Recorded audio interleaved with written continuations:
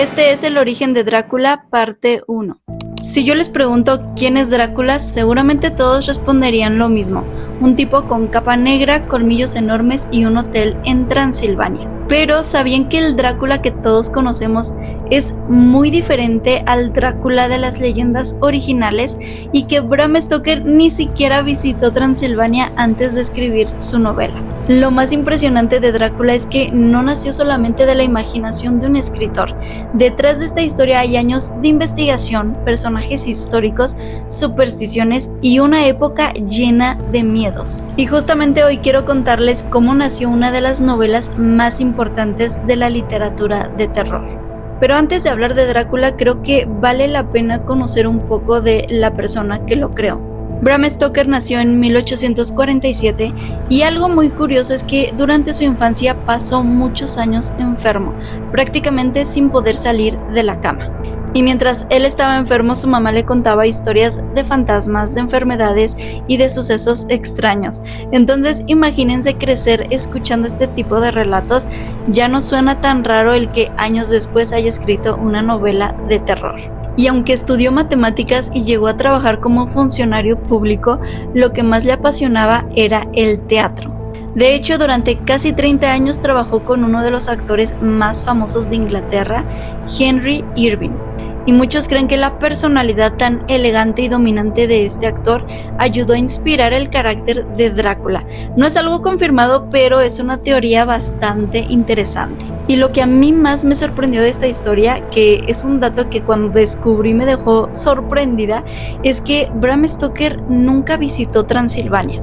Uno cuando lee esta novela piensa que Bram Stoker pues visitó el lugar, que estuvo ahí durante un tiempo, pero en realidad todo lo que hizo fue con años de investigación. Leyó diarios de viajes, mapas, libros de historias, leyendas populares y documentos que hablaban sobre Europa del Este. De hecho, pasó como 7 años reuniendo información antes de publicar Drácula. Y creo que eso explica perfectamente por qué el mundo de la novela se siente tan real, porque no suena para nada inventado, o sea, sí parece algo que realmente existe. Ahora, ¿los vampiros ya existían antes de Drácula? Las historias sobre personas que regresaban de la muerte para alimentarse de los vivos ya existían desde hacía siglos en Europa del Este. Y muchas surgieron porque en esa época la gente no entendía cómo funcionaban ciertas enfermedades o cómo funcionaba el proceso de descomposición de los cuerpos. Entonces, cuando alguien moría y sucedían cosas difíciles de explicar, para la gente era más fácil decir: debe ser un vampiro. Y lo que hizo Bram Stoker fue tomar todas esas leyendas y transformarlas en algo completamente diferente. Porque antes de Drácula, los vampiros solían describirse como criaturas muy grotescas. En cambio, él creó un vampiro elegante, educado, inteligente y muy paciente. Y esa es la imagen que nosotros seguimos viendo en películas, libros y series. ¿Pero Drácula existió realmente? Aquí quiero que me pongas mucha atención porque esto ya se pone muy interesante. Seguramente ya han escuchado que Drácula fue inspirado por un personaje histórico llamado Vlad el Empalador. Y la respuesta es sí, pero no exactamente. Vlad era un príncipe que gobernó en una región llamada Valaquia en el siglo XV y era muy famoso, era muy conocido por la brutalidad en la que castigaba a sus enemigos. Su método favorito era empalarlos, por eso es su apodo. Pero lo curioso es que Bram Stoker no tomó toda su historia, solamente que su nombre le llamó mucho la atención. La palabra Drácula hacía referencia al dragón, pero con el paso del tiempo empezó a relacionarse con el diablo. Y Drácula significaba literalmente hijo de Drácula. Así que aunque el personaje comparta nombre y una fama aterradora, el conde Drácula es una creación totalmente original. Otra cosa que hace tan especial esta novela es cómo está escrita. Aquí no hay un narrador que te lo vaya contando todo.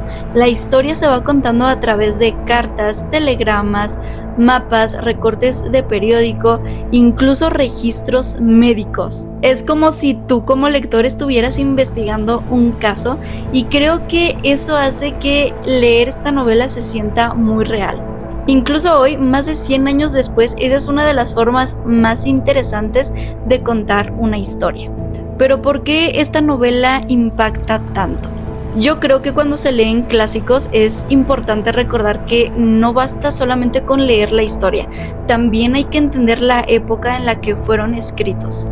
Cuando Drácula se escribió, el mundo estaba cambiando muchísimo porque ya había trenes, telégrafos, electricidad y nuevos avances científicos, y la gente confiaba mucho en la ciencia, pero también tenía mucho miedo.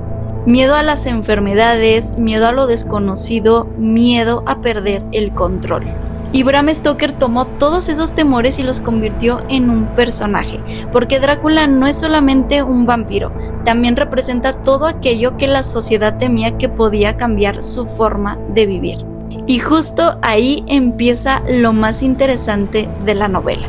Ahora ya sabemos de dónde salió Drácula y por qué esta novela es tan revolucionaria. Porque lo que más me gusta de este libro es que nada está puesto al azar.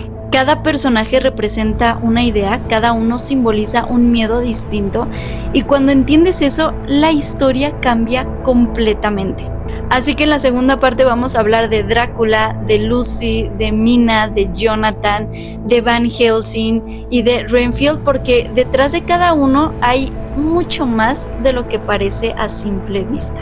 Así que sígueme y activa tus notificaciones para que no te pierdas el segundo capítulo.